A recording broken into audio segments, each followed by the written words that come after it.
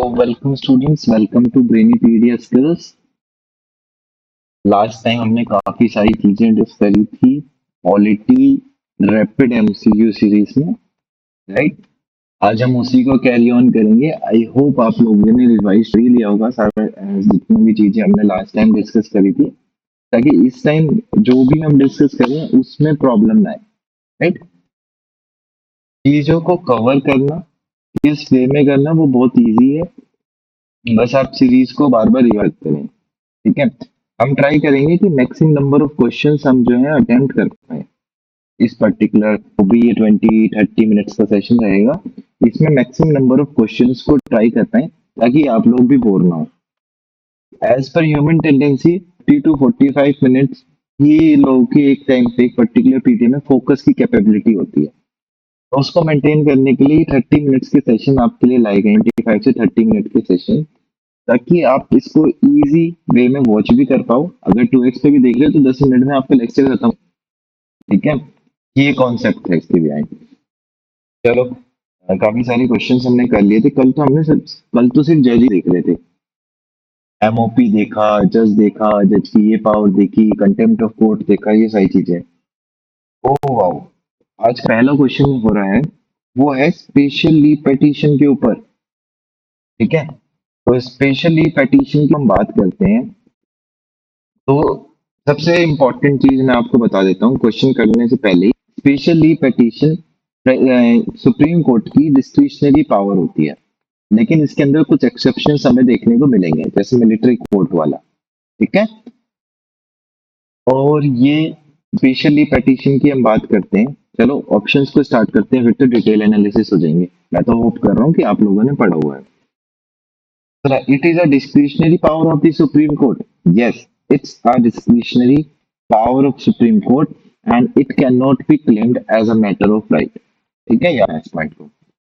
Second, where applicable, it can be granted against any judgment, whether final or interlocutory.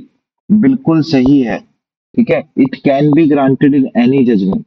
किसी भी judgement में specially petition grant की जा सकती है।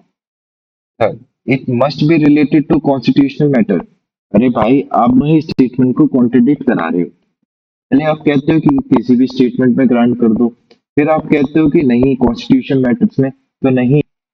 It may be related to constitutional matters, it may be related to civil matters, it may be related to criminal matters, it may be related to income tax, it may be related to labour etcetera, ठीक है। तो it is not limited to constitutional matter. तो ये तो हमारा गलत हो गया, मतलब जहां जहां में 3 देखने को मिले काट दो, क्योंकि क्वेश्चन में पूछा है करेक्ट, ठीक है जी। मैं 3 काट दिया। अब option number 4, it can be granted against any court और ट्रिब्यूनल इंक्लूडिंग मिलिट्री कोर्ट। भाई यही तो ऑप्शन था इसमें कि ये मिलिट्री कोर्ट के अगेंस्ट जो है ग्रांट नहीं करा जा सकता। तो ऑप्शन जहां भी हमें 4 देखने का मिले वो काट दो। तो हमारा राइट ऑप्शन क्या हो जाएगा, 1 और 2, कि भाई ये डिस्क्रिशनरी पावर है और अगर हम बात करें ये किसी भी जजमेंट में ग्रांट करी जा सकती है। हाँ, इसके भी एक्सेप्शंस है। अगर जब हमने एक्सेप्शंस की बात करी तो उस एक्सेप्शंस में हमने मिलिट्री कोड देखा, फंडामेंटल राइट से रिलेटेड बात देखी थी, ये सारी चीजें। चलो इस पर ज्यादा डिस्कशन ना करें, क्वेश्चन नंबर 31 को देखते हैं। क्वेश्चन नंबर 31 है, which one of the following is incorrect. कौन सा इनकरेक्ट है, चलो देखते हैं। Regarding the ground for judicial review in India, judicial review के ग्राउंड पे कौन सा इनकरेक्ट स्टेटमेंट है। ओके जी, उसने क्वेश्चन में इनकरेक्ट पूछा है। तो it infringes the fundamental right, भाई नहीं। Yes, it infringes the fundamental right, ये भाई उसी को तो करता है, पार्ट 3 फंडामेंटल राइट्स पे तो ज्यादा ध्यान देता है। If it is outside the competence of the authority which has framed it, बिल्कुल यार, जिसने कोई भी लॉ बना दिया अपने पावर से बाहर जाके, तो उस पे तो काम करेगा ना। If it is repugnant to the constitution provision, yes true, ठीक है। If it fails to implement directive principles of state policy on time, by DPSPs तो नॉट इन्फोर्सेबल इन कोर्ट है, DPSPs are not enforceable in court. हमने देखा कि हमारी starting के तीन ऑप्शन सही थे, ये तो वैसे ही ऑटोमेटिकली सही हो गए। ठीक है। और अगर डीपीएसपी के जो प्रिंसिपल्स मेंशन्ड है, अगर स्टेट उसको टाइम पे इम्प्लीमेंट नहीं भी कर पाए तो वो वैलिड ग्राउंड नहीं है जुडिशियल रिव्यू का। ठीक है, तो हमारा ऑप्शन नंबर डी आएगा गलत, और ये तीनों हमारे ऑप्शंस हो जाएंगे सही, और इसीलिए हमारा आंसर होगा ऑप्शन नंबर डी, क्योंकि उसने पूछा इनकरेक्ट। अगर करेक्ट पूछता तो भाई A B and C, only three statements. बात करते हैं इस क्वेश्चन की। Question number 32। The single system of vote in India is adopted from Government of India Act 1999। थोड़ा सा आपको हिस्टोरिकल बैकग्राउंड यहाँ पे पता होना चाहिए। जो ये सिंगल सिस्टम ऑफ कोर्ट है ना, ये गवर्नमेंट ऑफ इंडिया 1935 से स्टैब्लिश हुआ था, ना कि 1999 से। अगर आपका हिस्टोरिक, क्योंकि मैंने देखा है काफी लोग जो है हिस्टोरिकल बैकग्राउंड पे इतना फोकस नहीं करते, सोचते हैं कि मॉडर्न हिस्ट्री में पढ़ लेंगे, मॉडर्न का पार्ट है। थोड़ा सा अगर पॉलिटी में उसको रेफर कर लें, एज ए स्टार्टिंग नहीं लेकिन एज एन एंडिंग उसको जरूर रेफर करें, ताकि ये चीज, ये वाले क्वेश्चन कंप्लीट जो है इनको कर पाए। जो सिंगल सिस्टम है, एक और चीज मैं बता दूं आपको, सिंगल सिस्टम है जो कोर्ट का, ये सेंट्रल लॉस और स्टेट लॉस को दोनों को इन्फोर्स कराता है। ठीक है, और ये 1999 में नहीं, 1935 में हुआ था। The jurisdiction of the Supreme Court of India is greater than the federal court in British। भाई ये तो है ही, जो jurisdiction है सुप्रीम कोर्ट का वो ग्रेटर है फेडरल कोर्ट से, क्योंकि सुप्रीम कोर्ट ने जो रिप्लेस करा था, वो किसको रिप्लेस करा था? ब्रिटिश प्रिवी काउंसिल को। ब्रिटिश प्रिवी काउंसिल को रिप्लेस करके तो सुप्रीम कोर्ट जो है हाईएस्ट कोर्ट ऑफ अपील बना था। ठीक है, फेडरल कोर्ट जो है, जो हम कह रहे हैं फेडरल कोर्ट की, federal court final court of appeal की तरह काम नहीं करता है। It does not act as a final court of appeal. लेकिन वहीं पे जब हम बात करेंगे सुप्रीम कोर्ट की, तो it acts as a final court of appeal. ठीक है, और इसने किसको रिप्लेस करा था? ब्रिटिश प्रिवी काउंसिल को रिप्लेस करके ही ये हाईएस्ट जो है हम बात करते हैं, मतलब कि हाईएस्ट कंसीडर किया जाता था, इसने इसी को रिप्लेस करा था जो कि हाईएस्ट कोर्ट ऑफ अपील हुआ करता था तभी। राइट, तो स्टेटमेंट टू तो बिल्कुल सही है, आंसर हो जाएगा इसका बी, टू ओनली। राइट, क्योंकि वन तो ऑप्शन गलत है, बोथ वन और नीदर वन हुआ था लेकिन बाद में नहीं हुआ। चलो next 33। What is the provision, लिख रहा होगा, what is the provision to safeguard the autonomy of the supreme court of India. Supreme court of India की ऑटोनॉमी को बचाने के लिए कौन सा प्रोविजन है? While appointing the Supreme Court judge, the President of India consult the Chief Justice of India। ये तो बिल्कुल ही स्टेटमेंट है कि जब भाई चीफ जस्टिस को हटा के सुप्रीम कोर्ट की किसी भी जज की अपॉइंटमेंट होगी तो प्रेसिडेंट चीफ जस्टिस को कंसल्ट कर सकते हैं। ये कौन से आर्टिकल में लिखा हुआ है? Article number 124। ठीक है, याद रखना, अगर आपको नहीं याद था तो याद रखना, ये आर्टिकल 124 में लिखा हुआ है। तो पहली स्टेटमेंट तो सही हो गई। चलो अभी ऑप्शंस देखे नहीं है, लेकिन जब ऑप्शंस देखेंगे तब हमें याद हो जाएगा। सेकंड स्टेटमेंट है, all appointments of officer and staffs of the supreme court of India are made by the government only after consulting the chief justice of India.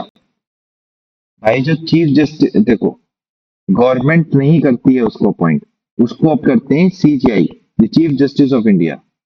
ठीक है, एग्जीक्यूटिव्स का कोई इंटरफेरेंस नहीं होता इसमें। ठीक है, और जो चीफ जस्टिस ऑफ इंडिया है, ये सिर्फ अपॉइंटमेंट ही नहीं, कंडीशन ऑफ सर्विसेज भी डिस्क्राइब कर सकते हैं इनकी। ठीक है, कौन? Chief justice of India. Right, तो हमारा कौन सा नंबर वन ही सही था, ये तो हमारा गलत हो गया क्योंकि इसमें तो सारा रोल सीजीआई का था। तो इसका आंसर हो जाएगा, क्योंकि ऑप्शन वन ही सही है और करेक्ट पूछा है तो वन, ये तीनों ही गलत हो जाएंगे। राइट, आगे मूव करते हैं, क्वेश्चन नंबर 34 देखते हैं। क्वेश्चन तो अच्छे लग रहे होंगे, अगर कोई भी क्लैरिफिकेशन चाहिए क्वेश्चन रिलेटेड तो बताइए इसमें, मतलब कि आप लोगों को क्या प्रॉब्लम हो रही है इसमें समझने में, या फिर कुछ आप स्पेसिफिक चाहते हो तो आप अपना कमेंट करके बता देना। सर आप इसको थोड़ा सा इस वे में डिफाइन करो या फिर थोड़ा सा इस वे में लेके चलो ताकि हमें ज्यादा क्लियरिटी मिले, वो ज्यादा क्लेरिफाई करेगा। Question number 34, with reference to the constitution of India consider the following statements. चलो देखते हैं। No high court shall have the jurisdiction to declare any central law to be constitutional invalid। भाई ऐसा कहाँ लिखा है? जब हमने जुडिशियल रिव्यू का कंसेप्ट देखा था तो आर्टिकल 226 को एक्शन में लेके आओ ना यहाँ पे, राइट। तो हम यहाँ पे जो है आर्टिकल 226 को एक्शन में लेके आएंगे और इसको 226 के साथ 227 भी लेके आ जाएंगे, अगर लाना चाहें तो लेके ला सकते हैं, लेकिन 226 से हमारा ये काफी क्लियर हो गया। अगर हम 220 को भी देखेंगे तब भी ये ऑप्शन हमारा गलत हो जाएगा। हाई कोर्ट के पास पावर होती है कि वो लेजिस्लेटिव और एक्यूटिव ऑर्डर्स दोनों, सेंट्रल लॉ और स्टेट गवर्नमेंट दोनों को देख सके, ठीक है। तो ये हमारा स्टेटमेंट गलत हो जाएगा, तो ठीक है चलो स्टेटमेंट 2 देखते हैं फिर इसको आंसर करेंगे, ऐसा क्वेश्चन नहीं है। An amendment to the Constitution of India cannot be called into। भाई केशवानंदा भारती केस को याद करो, 1973 Kesavananda Bharati case state of Kerala case में यही तो हुआ था कि अगर कोई भी कॉन्स्टिट्यूशन में अमेंड है और वो हमारे बेसिक स्ट्रक्चर को वायलेट करेगा तो उस पर्टिकुलर केस में वो जुडिशियल रिव्यू के अंदर आएगा, राइट। तो ये स्टेटमेंट भी हमारी गलत हो गई, ये स्टेटमेंट भी हमारी गलत हो गई। तो फाइनली क्योंकि दोनों स्टेटमेंट पूछा करेक्ट, तो करेक्ट तो हमारी कोई सी भी नहीं है, तो नीदर 1 and 2, राइट। तो क्वेश्चंस देख रहे हो किस तरीके के फ्रेम हो सकते हैं जुडिशियल चैप्टर से। लाइक अगर आपने जुडिशरी चैप्टर को काफी अच्छे से देखा होगा तो ये चीजें आपको बहुत अच्छे से क्लैरिफाई हो रही होंगी यहाँ पे, isn't so? चलो क्वेश्चन नंबर 35 पे आते हैं। The constitution has prescribed a minimum age of 30। अच्छा चलो ये तो क्वालिफिकेशन टाइप हो गया कि भाई क्वालिफिकेशन क्या क्या है। जब हमने सुप्रीम कोर्ट के जज की क्वालिफिकेशन देखी तो वहां पे कहीं हमने मिनिमम एज की बात करी थी या मैक्सिमम? मैक्सिमम तो रिटायरमेंट एज है, वो तो हमने करी है, लेकिन मिनिमम एज की बात नहीं करी। वहां पे हमने देखा कि should be a citizen of India, ठीक है। एडवोकेट होना है हाई कोर्ट का 10 सालों तक, ठीक है। जज होना चाहिए हाई कोर्ट का एटलीस्ट 5 सालों तक, ठीक है। या फिर डिस्टिंग्विश्ड ज्यूरिस्ट होना चाहिए जिसको प्रेसिडेंट अपॉइंट करेंगे, तो क्वालिफिकेशन थी। कोई एज का क्राइटेरिया तो वहां पे देखा ही नहीं, तो ये ऑप्शन तो हमारा हो जाएगा क्योंकि कॉन्स्टिट्यूशन में कोई भी मिनिमम एज प्रिस्क्राइब नहीं है। Second, the appointment and promotion of judges to this court of India are done by the collegium system। Exactly true, ठीक है। जो प्रमोशन है जजेस का, ठीक है, जो कॉलेजियम, जो प्रमोशन है, हाँ ठीक है यही है, जो प्रमोशन है जजेस का सुप्रीम कोर्ट ऑफ इंडिया हो चाहे हाई कोर्ट ऑफ इंडिया हो, वो कॉलेजियम के थ्रू ही होता है ना? तो ये हमारी स्टेटमेंट सही है लेकिन पहली स्टेटमेंट गलत है, तो करेक्ट ही पूछा है इसने, तो करेक्ट हमारी सिर्फ सेकंड है, the B option is the right of. ये भाई हाँ ये कॉलेजियम वाला पार्ट। मूव करते हैं नेक्स्ट क्वेश्चन पे, क्वेश्चन नंबर 36। काफी सारे क्वेश्चंस हो गए अभी तक, क्वेश्चन कर लिए। क्वेश्चन नंबर 36, क्वेश्चन नंबर 36 कहता है कि with reference to the constitution of India. चलो देखो क्या कह रहा है भाई। प्रोहिबिशन और limitations to provisions contained in ordinary law cannot act as prohibition or limitation on the constitutional power under Article 142। It could mean one of the following। देखो ये थोड़ा अटपटा सा क्वेश्चन है, ठीक है, और इस क्वेश्चन को रेफर करने से पहले हमें ये पता होना चाहिए कि आर्टिकल 142 कहता क्या है, ठीक है। देखो आर्टिकल 142 का जो 1 है वो सिंपली क्लैरिफाई करता है कि जो सुप्रीम कोर्ट है अपने जुरिस्डिक्शन में एक ऐसा ऑर्डर पास कर सकता है जिससे कि कंप्लीट जस्टिस हो, ठीक है। और जो सुप्रीम कोर्ट है टाइम टू टाइम लेजिस्लेटिव और एक्टिव डिसीजंस ले सकता है कंप्लीट जस्टिस को मेंटेन करने के लिए। तो कहीं ऐसा क्वेश्चन देखने को मिल रहा है? Option decision taken by the election commission of India while discharging its duties cannot be। भाई क्यों नहीं हो सकता? बिल्कुल हो सकता है। The Supreme Court of India is not constitutional laws made by the Parliament in the exercise of its power। बिल्कुल ये है हमारा ऑप्शन। जो हम देख रहे थे, हमने आर्टिकल 142 में कंप्लीट जस्टिस की ही तो बात करी गई है, तो वो चीज आ गई यहाँ पे। In the event of grave financial crisis in the country, the president of India can declare financial emergency. ये तो देखो बिल्कुल देखते सारी गलत हो गया। अगर जब भी हमने फाइनेंशियल इमरजेंसी से रिलेटेड कॉन्सेप्ट पढ़ा होगा तो वहां से ही ये क्लैरिफाई होगा कि ये ऑप्शन तो जाएंगे। State legislature can not make loss on certain matters without, भाई क्यों नहीं बना सकता, तो ये ऑप्शन भी गलत है। फाइनली जो हमारा आंसर होगा वो यही है कि जो सुप्रीम कोर्ट है इंडिया का वो कंस्ट्रेंट नहीं है, is not constrained by the laws which are made by the parliament in the exercise of its power to ensure complete justice. I hope statement क्या था, आर्टिकल 142 से रिलेटेड था। अगर आपको 142 का हल्का सा एक पॉइंट कंप्लीट जस्टिस भी याद होगा तो आप इसको इजीली मार्क डाउन कर पाओगे, ठीक है। और अगर आपको 142 नहीं भी पता होगा, देखो इलेक्शन कमीशन अपने ड्यूटीज को डिस्चार्ज करते हुए कोई भी डिसीजन ले सकता है, ऐसा नहीं कि भाई उसको कोर्ट में चैलेंज ही नहीं कर पाओ, बिल्कुल कर सकते हो। फाइनेंशियल इमरजेंसी से रिलेटेड आपको पता होगा तो आपका ये गलत हो जाएगा। अगर आपको 142 नहीं भी आता होगा तब भी आप इस क्वेश्चन को इजीली आंसर कर सकते हो, राइट। तो मूव करते हैं क्वेश्चन नंबर 137। अब क्वेश्चन अच्छे आ गए। In the impeachment of the जज, चलो जी अब जज को हटा भी रहे हैं, ठीक है। So court, if the motion of removal is admitted, then the speaker chairman is to constitute a 3-member committee to investigate the charges. The committee, अच्छा जी, तो ये तो ऑप्शन अच्छा ऑप्शन हो गया। कमेटी में कौन होते हैं, जो चीफ जस्टिस होंगे या फिर जज होंगे सुप्रीम कोर्ट के। देखो कमेटी की बात करी गई, या तो जज होंगे सुप्रीम कोर्ट के या फिर चीफ जस्टिस होंगे, ये तो पहला पर्सन होगा। दूसरा होगा चीफ जस्टिस होगा हाई कोर्ट का, ठीक है। तीसरा पर्सन कौन होगा, डिस्टिंग्विश जूरिस। ये 3 लोगों की क्रिया होती है। चलो ये तो हमें पता था। अब ऑप्शंस पे आओ। द चीफ जस्टिस और जज ऑफ सुप्रीम कोर्ट, हाँ बिल्कुल ये तो होना ही चाहिए। चीफ जस्टिस भी होना चाहिए, जज भी होना चाहिए। अच्छा 1 to 3 वाले टाइप्स के क्वेश्चन में चीफ जस्टिस होना चाहिए हाई कोर्ट का, बिल्कुल। डिस्टिंग्विश जूरिस्ट होना चाहिए, बिल्कुल। तो हमारे तो ये तो फिर हमारा जो है तीनों ऑप्शन सही हो गए, राइट। ये तीनों ही गलत है क्योंकि तीनों ही पार्ट होते हैं उस कमिटी। और ये मतलब कौन सी इंक्वायरी एक्ट में, कौन से सेशन में, तो ये जो प्रोविजंस हैं ये कहाँ पे मेंशन है, जजेस इंक्वायरी एक्ट 1968। ये याद रखना कि ये प्रोविजंस कहाँ पर मेंशन है, जजेस इंक्वायरी एक्ट 1968 में ये प्रोविजंस मेंशन है। तो मूव करते हैं क्वेश्चन नंबर 38 पे। क्वेश्चन नंबर 38 कहता है कि जो ओरिजिनल जुरिसडिक्शन है सुप्रीम कोर्ट का वो कहाँ पे एक्सटेंड नहीं होता है।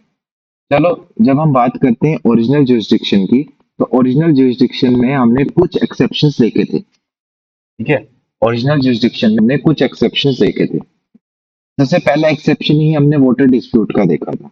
तो इंटर स्टेट वोटर डिस्प्यूट जो है ओरिजिनल जुरिसडिक्शन के अंदर नहीं आता है, ठीक है। प्री कॉन्स्टिट्यूशन ट्रीटी से related matters inter state dispute में नहीं आएंगे, ठीक है। तो स्टेटमेंट 1 तो हमारी जाएगी बिल्कुल सही, करेक्ट पूछा है उसने, तो 1 हमारा जहां नहीं है वहां पे उन्हें काट दो, ठीक है। अब अगर हमने अब हर स्टेटमेंट को देख लेते हैं, हमारा आंसर आ जाएगा। Adjustment of certain expenses and pensions between the centre and the state, सही तो है। ये जो एडजस्टमेंट से रिलेटेड मैटर्स है, मतलब फाइनेंशियल एक्सपेंस रिलेटेड मैटर्स हैं, ये भी ओरिजिनल जुरिसडिक्शन के अंदर नहीं आते हैं, तो ये भी सही है।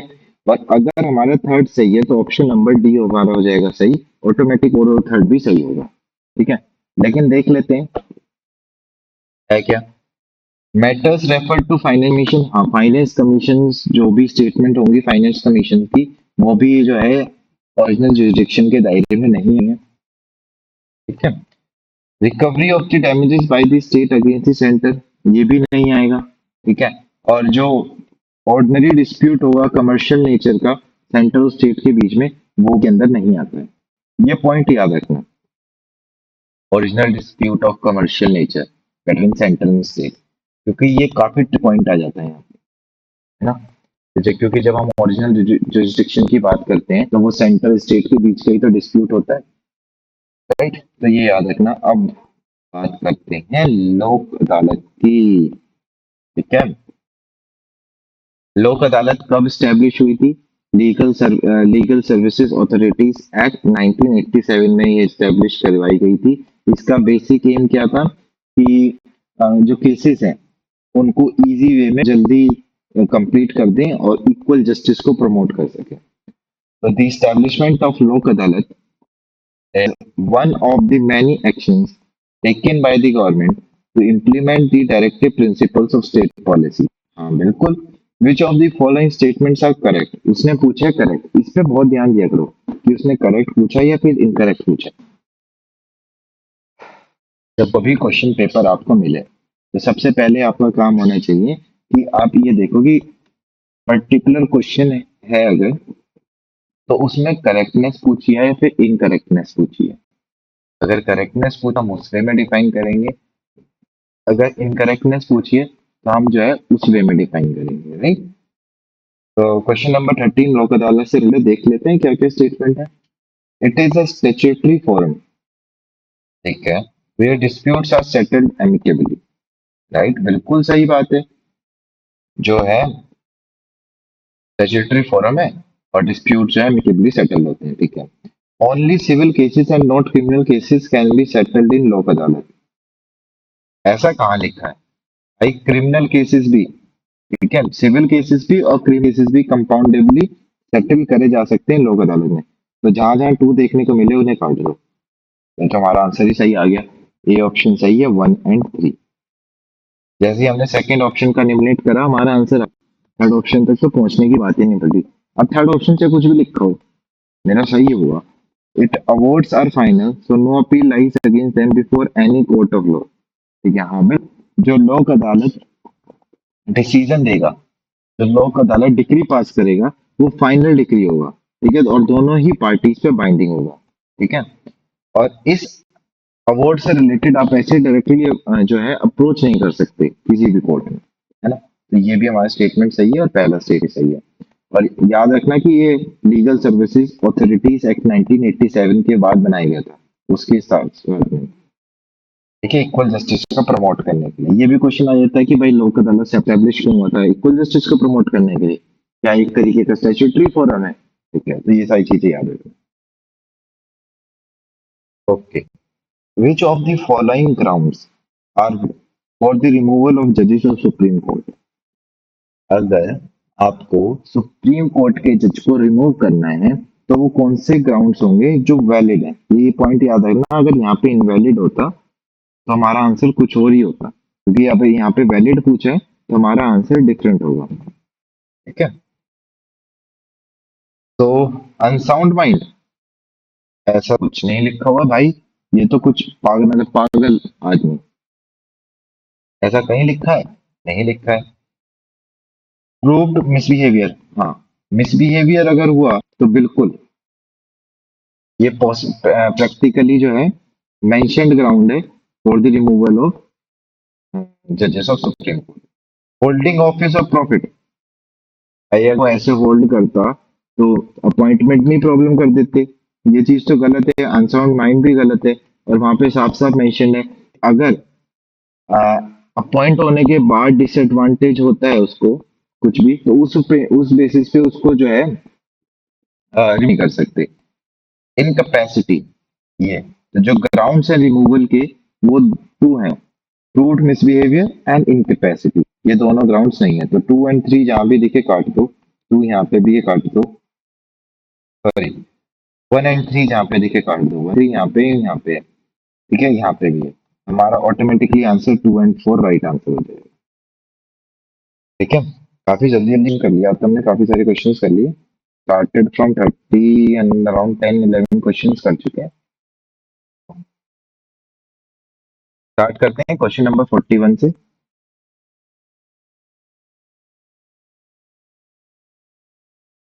क्वेश्चन नंबर 41 कह रहा है consider the following statements regarding advisory jurisdiction. चलो जी, अब एडवाइजरी जुरिसडिक्शन देखते हैं। Supreme court must always tender its opinion to the president of India. नहीं भाई, ठीक है, आर्टिकल 143 को कंसिडरेशन में लेके आओ। ठीक है, अभी नहीं कुछ स्पेसिफिक प्रोविजंस मेंशन है, जैसे क्वेश्चन ऑफ लॉ आ जाए या फिर प्री कॉन्स्टिट्यूशन ट्रीटी से रिलेटेड कोई मैटर आए तो सिर्फ उन्हीं में, तो ये ऑप्शन तो हमारा गलत हो जाएगा। ठीक है, और अब हमारा आता है second option, the opinion expressed by the supreme court is not binding on the president. हाँ ये तो सही है कि भाई जो ओपिनियन सुप्रीम कोर्ट दे रहा है प्रेसिडेंट जो है एडवाइस ले सकता है, वो मैंडेटरी नहीं प्रेसिडेंट के लिए कि भाई वो उस एडवाइजरी पे एक्ट करेगा ही करेगा। तीसरा point, the president has made no to the Supreme Court under its advisory jurisdiction so far। बिल्कुल, अगर हम बात करें जो प्रेसिडेंट ने the president has made no references to the supreme court under its advice, हाँ बिल्कुल सही बात है। ठीक है, जिसको हम कंसल्टेटिव जुरिस्डिक्शन भी देते हैं। ठीक है, तो ये ऑप्शन हमारा गलत हो जाएगा कि हमारा बाइंडिंग वाला सही है।